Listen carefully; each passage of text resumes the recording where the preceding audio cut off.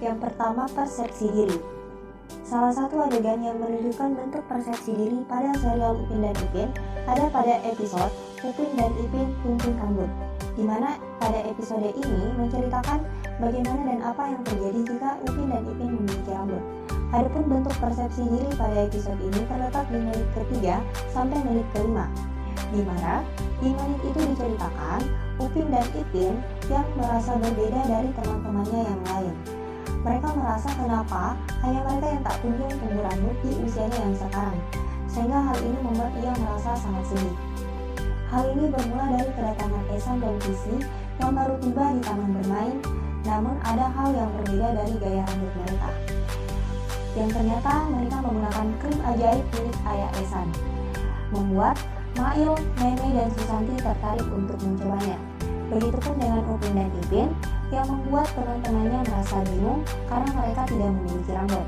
Hingga akhirnya Pisi berkata, "Mau pakai di mana? Kalian kan tidak punya rambut, botak," dengan kalimat yang mengejek. Perkataan Pisi membuat Upin dan Ipin merasa sangat sedih dan mereka merasa mereka berbeda dari teman-temannya yang lain. Yang kedua adalah persepsi sosial.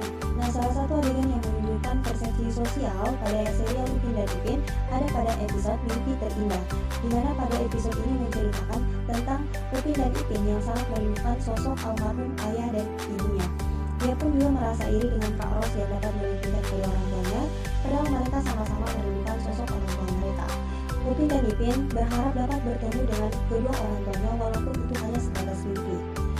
Adapun bentuk persepsi sosial pada episode ini ditunjukkan pada menit ke-11.10 sampai dengan 11.50, di mana pada menit itu Tok Dalang mengatakan bahwa ayah dan ibu kalian pasti bangga melihat kalian berdua. Upin dan Ipin merasa bingung dengan pernyataan Tok Dalang barusan. Tok Dalang pun menjawab, "Karena kalian adalah anak yang rajin dan sudah mampu mencari uang, persis seperti kedua orang tua kalian. Pagi-pagi sudah mengantarkan nasi lemak dan kue di sini."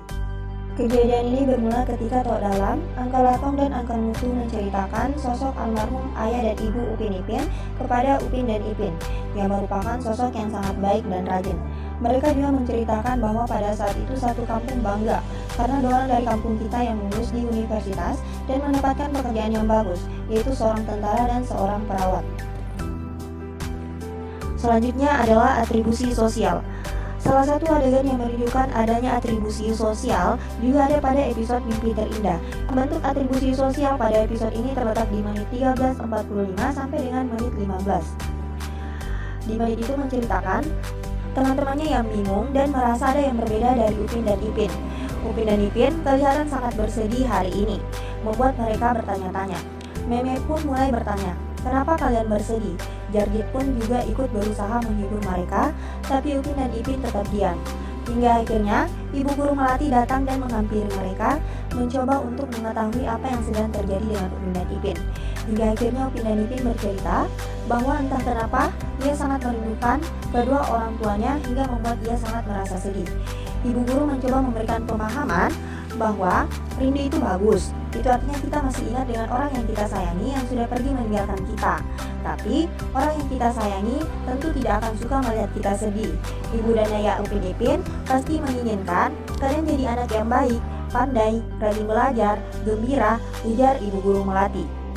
Kejadian ini terjadi di sekolah mereka, yaitu Tadika Mesra, di mana di pagi hari Upin Ipin datang dengan wajah yang sangat lesu, membuat teman-temannya bertanya-tanya.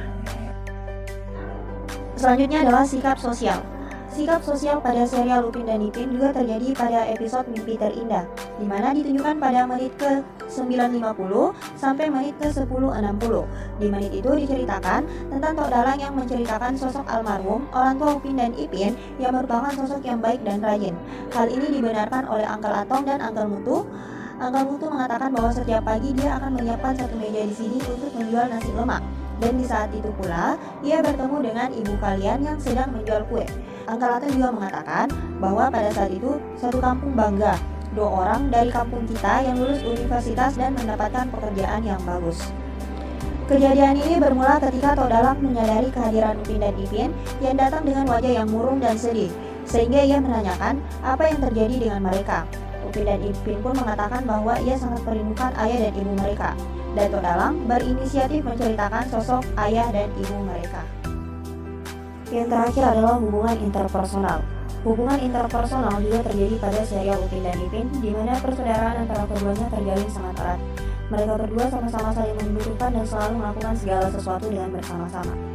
Adegan yang menunjukkan hubungan interpersonal antara keduanya hampir ada pada setiap episode.